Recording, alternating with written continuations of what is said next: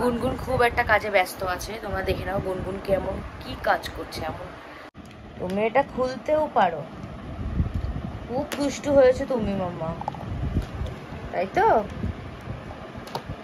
বাবা খুব সুন্দর।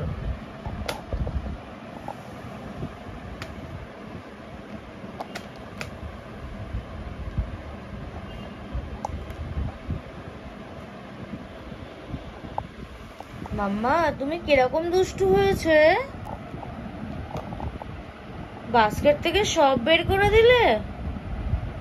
এই যে এটা কি অবস্থা করেছো তুমি, হ্যাঁ?